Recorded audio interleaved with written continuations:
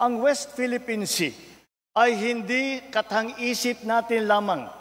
Ito ay atin. Ito ay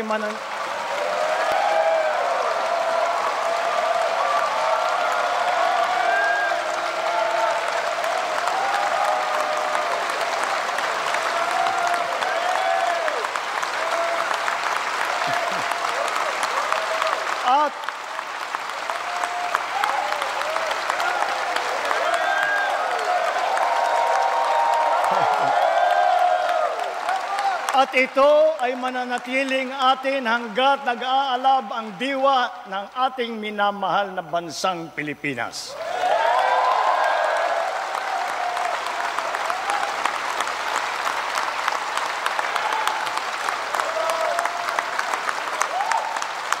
Pagtitibayin at palalaguin natin ang kamalayan at kaalaman ng buong bansa at titiyakin na maipapasa natin ito sa kabataan at ating susunod na mga salinlahi. Laws on our maritime zones and archipelagic sea lanes make sure that this intergenerational mandate, this duty, will firmly take root in the hearts and minds of all our people.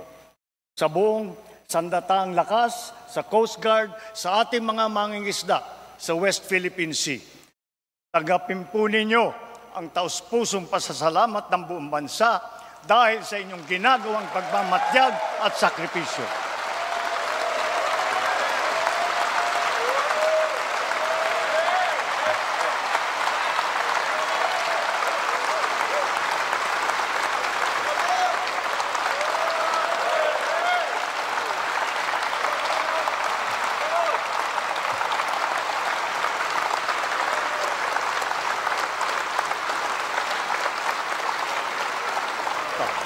Kailangan nang itigil ang panggulo nito sa ating lipunan at paglalapastangan sa ating bansa.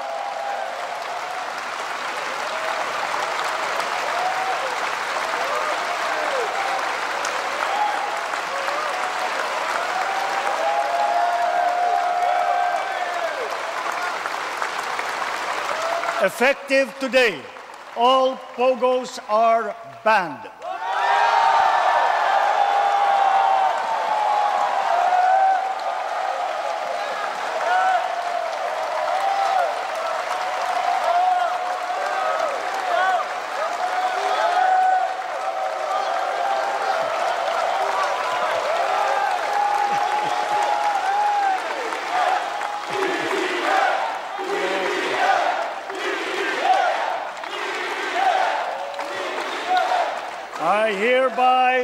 I hereby instruct PAGCOR to wind down and cease the operations of POGOs by the end of the year.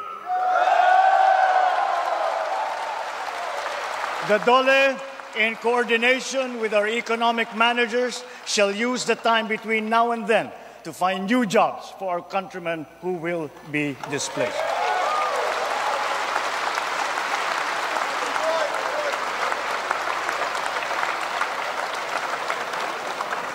This will solve many of the problems that we are encountering. It will solve many of the problems that we have been encountering, but it will not solve all of them. To solve all the problems that we have been suffering under, all officials, law enforcers, workers in government, and most of all, the citizenry, must always be vigilant, principled, and think of the health of the nation.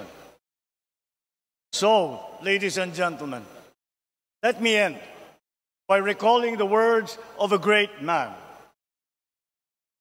Let not anyone pacify his conscience by the delusion that he can do no harm if he takes no part and forms no opinion. Bad men need nothing more to compass their ends than that good men should look on and do nothing. He is not a good man.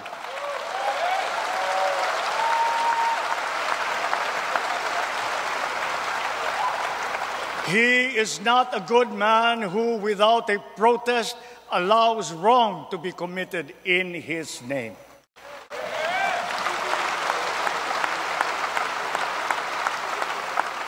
Mga minamahal kong kababayan, Lagi po nating labanan ang mali at ang masama.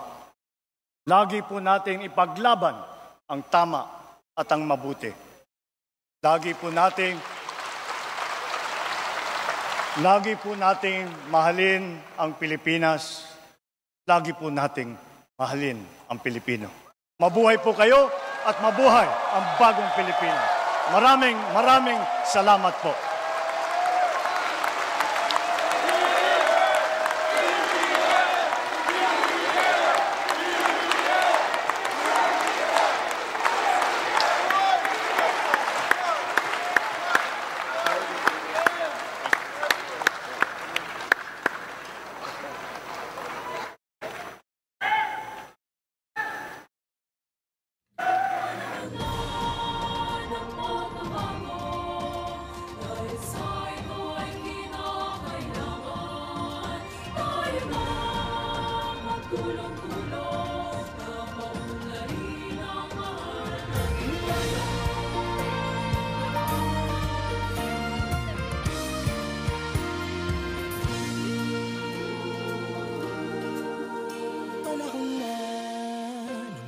Bago dahil sa ito ay kinakailangan tayo na magtulong-tulong na paunlarin ang mahal nating bayan.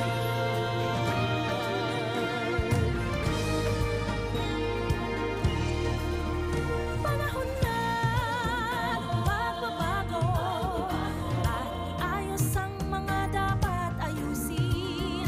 Dapat lang maging tungkulin ng bawat mamamayan dito sa atin. Gawin ng pagbabago patungo sa pag-asenso, magsikap ng mabuti at nang guminhawa tayo. Itago malaki natin sa mundo at ipamalas